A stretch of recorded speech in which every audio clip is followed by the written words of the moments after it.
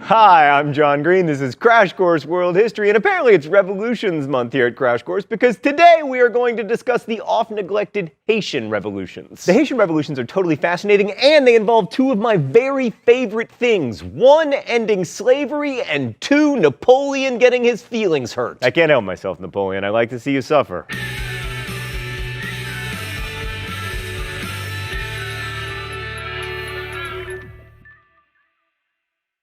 So the French colony in Saint-Domingue began in the 17th century as a pirate outpost. And its original French inhabitants made their living selling leather and a kind of smoked beef called boucan. All that beef actually came from cattle left behind by the Spanish, who were the first Europeans to settle the island. But anyway, after 1640, the boucan sellers started to run low on beef. And they were like, you know what would pay better than selling beef jerky? Robbing Spanish galleons, which, as you'll recall, were loaded with silver mined from South America. So by the middle of the 17th century, the French had convinced many of those buccaneering captains to give up their pirating and settle on the island. Many of them invested some of their pirate treasure in sugar plantations, which by 1700 were thriving at both producing sugar and working people to death. And soon, this island was the most valuable colony in the West Indies and possibly in the world. It produced 40% of Europe's sugar, 60% of its coffee, and it was home to more slaves than any place except Brazil. And as you'll recall from our discussion of Atlantic slavery, being a slave in a sugar production colony was exceptionally brutal. In fact, by the late 18th century, more slaves were imported to Saint-Domingue every year, more than 40,000, than the entire white population of the island. By the 19th century, slaves made up about 90% of the population, and most of those slaves were African-born because the brutal living and working conditions prevented natural population growth. Like, remember Alfred Crosby's fantastic line, "It is crudely true that if man's caloric intake is sufficient, he will somehow stagger to maturity and he will reproduce?" Yeah, well, not in 18th century Haiti, thanks to yellow fever and smallpox and just miserable working conditions. So most of these plantations were pretty large. They often had more than 200 slaves, and many of the field workers, in some cases a majority, were women. Colonial society in Saint-Domingue was divided into four groups, which had important consequences for the revolution. At the top were the big white planters who owned the plantations and all the slaves. Often these Grand Blancs were absentee landlords who would just rather stay in France and let their agents do, the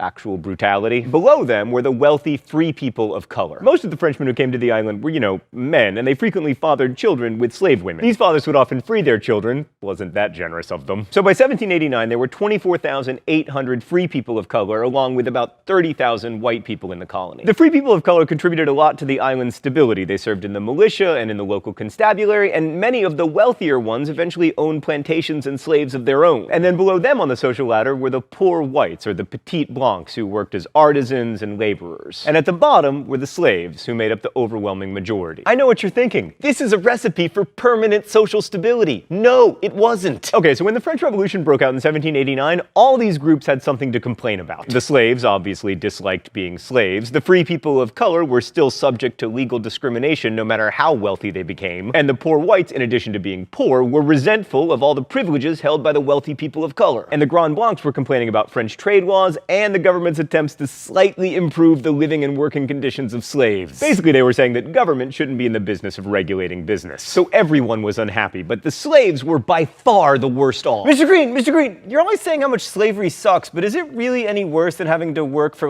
subsistence? Yeah, I'm gonna stop you right there, me from the past, before you further embarrass yourself. You often hear from people attempting to comprehend the horrors of slavery that slavery couldn't have been all that bad, and that it wasn't that different from working for minimum wage. And that we know this because if it had been so bad, slaves would have just revolted, which they never did. Yeah, well, one, equating slavery to poor working conditions ignores the fact that if you work at Foxconn doesn't get to sell your children to other corporations. And two, as you're about to see, slaves did revolt. So the unrest in what became Haiti started in 1789 when some slaves heard a rumor that the King of France had freed them. Even though it was across the ocean, word of the changes in France reached the people of Haiti, where the Declaration of Rights of Man and Citizen, while terrifying to planters, gave hope both to free people of color and to slaves. At the same time, some petite blancs argued that there was inadequate discrimination against blacks. They identified with the Third Estate in France, and they called for interest rates to be lowered so they could more easily pay their debts, and they began lobbying for colonial independence. The psychology here shows you the extent to which slaves were not considered people. I mean, these radical petite blancs thought that they were the oppressed people in Saint-Domingue because they couldn't afford to own slaves. And they thought if they could become independent from France, they could take power from the people of privilege and institute a democracy where everyone had a voice. voice, except for the 95% of people who weren't white. Then in 1791, these radical Petit Blancs seized the city of Port-au-Prince. You'll remember that by 1791, France was at war with most of Europe, and just like with the 7 Years' War, the wars of revolutionary France played out in the colonies as well as at home. So the French government sent troops to Saint-Domingue. Meanwhile, urges toward liberty, fraternity, and equality were only growing in France, and it didn't seem very equitable to grant citizenship based solely on race. So in May of 1791, the National Assembly gave full French citizenship to all free men of color. I mean, if they owned property and had enough money and weren't the children of slaves. The Petit Blancs weren't thrilled about this, and that led to fighting breaking out between them and the newly French free people of color. And then in August of 1791, the slaves were like, hi, yes,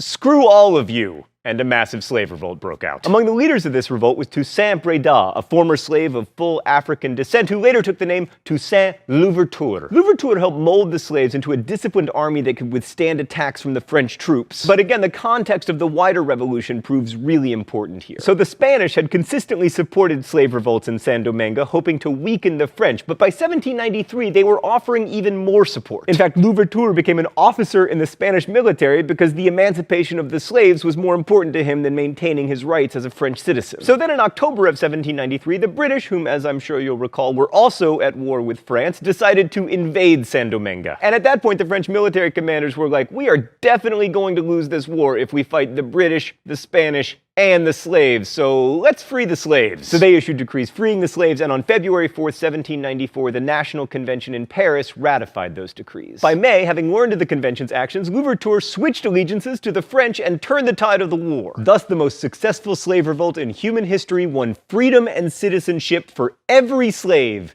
in the French Caribbean. But emancipation didn't end the story because the French were still at war with the Spanish and the English in Saint-Domingue. Luckily for France, Louverture was an excellent general, and luckily for the people of the island, Louverture was also an able politician, and between 1794 and 1802, he successfully steered the colony toward independence. So although slavery was abolished, this didn't end the plantation system, because both Louverture and his compatriot André Rigaud believed that sugar was vital to the economic health of the island. But now at least people were paid for their labor and their kids couldn't be sold. Now you can compare it to Foxconn. But soon Louverture and Rigaud came into conflict over Rigaud's refusal to give up control over one of the southern states on the island, and there was a civil war, which Louverture, with the help of his able lieutenant Jacques Dessalines, was able to win after 13 months of hard fighting. Louverture then passed a new constitution, and things were going pretty well on Saint-Domingue, with the small problem that it was still technically part of France, which meant that it was about to be ruled by Napoleon Bonaparte. Let's go to the thought bubble. So in 1799, Napoleon seized power in France in a coup, and his new regime, called the Consulate, because he was the first consul, a la the Roman Republic, established a new constitution that specifically pointed out its laws did not apply to France's overseas colonies. Napoleon had plans to reconstruct France's empire in North America that it had lost most of during the 7 Years' War, and to do this, he needed tons of money from France's most valuable colony, Saint-Domingue. And the best way to maximize profits? Why, to reintroduce slavery, of course. That's certainly what the former slaves thought was the plan when in 1802, a French expedition commanded by Napoleon's brother-in-law, Charles Victor Emmanuel I have too many names Leclerc, showed up in Saint-Domingue. This started the second phase of the Haitian Revolution, the fight for independence. So Leclerc eventually had Louverture arrested and shipped to France, where he died in prison in 1803, but this itself did not spark an uprising against the French, because Louverture wasn't actually that popular, largely because he wanted most blacks on the island to continue to grow sugar. Instead, the former slaves only started fighting when Leclerc tried to take away their guns, thus beginning a guerrilla war that the French, despite their superior training and weapons, had absolutely no chance of winning. Although the French were exceedingly cruel, executing women as well as men and importing man-eating dogs from Cuba, the Haitians had the best ally of all: disease, specifically in the form of yellow fever, which killed thousands of French soldiers, including Leclerc himself. Oh, it's time for the open letter? Stan, where is my chair? Stan, you're telling me the yellow chair has been lost? The yellow chair is the star of the show. The stars in order are 1 me, 2 yellow chair, 3 the chalkboard, 4 Danica, 5 Meredith the intern, 6 you, Stan. You're 6th. Oh, I'm mad. Let's see what's in the secret compartment today. God, it's a giant squid of anger. I am a giant squid of anger. Oh no, it broke. An open letter to disease. Dear disease, why Why do you always put yourself at the center of human history? Most of you are just tiny little single-celled organisms, but you're so self-important and self-involved that you're always interfering with us. Admittedly, sometimes you work for the good guys, but usually you don't. It seems like even though you're constantly interfering with human history, you don't even care about it. I just hate when people, and also microbes, are super self-involved. Like, don't tell me you gotta take a day off to go to your mom's birthday party, Stan. That's not imagining me complexly. I've got needs over here. Best wishes, John Green. So continued defeat and the death of his troops eventually convinced Napoleon to give up his dreams of an American empire and cut his losses. He recalled all his surviving troops. Of the 40,000 who left, only 8,000 made it back, and then he sold Thomas Jefferson Louisiana. And that is how former slaves in Haiti gave America all of this. On January 1st, 1804, Dessalines, who had defeated the French, declared the island of Saint-Domingue independent and renamed it Haiti, which is what the island had been called by native inhabitants before the arrival of Columbus. The Haitian Declaration of Independence was a rejection of France and to a certain degree of European racism and colonialism. It also affirmed, to quote from the book Slave Revolution in the Caribbean, a broad definition of the new country as a refuge for enslaved peoples of all kinds. So why is this little island so important that we would devote an entire episode to it? First, Haiti was the second free and independent nation-state in the Americas. It also had one of the most successful slave revolts ever. Haiti became the first modern nation to be governed by people of African descent, and they also foiled Napoleon's attempts to build a big New World empire. Of course, Haiti's history since its revolution has been marred by tragedy, a legacy of the loss of life that accompanied the revolution. I mean, 150,000 people died in 1802 and 1803 alone. But the Haitian revolutions matter. They matter because the Haitians, more than any other people in the age of revolutions,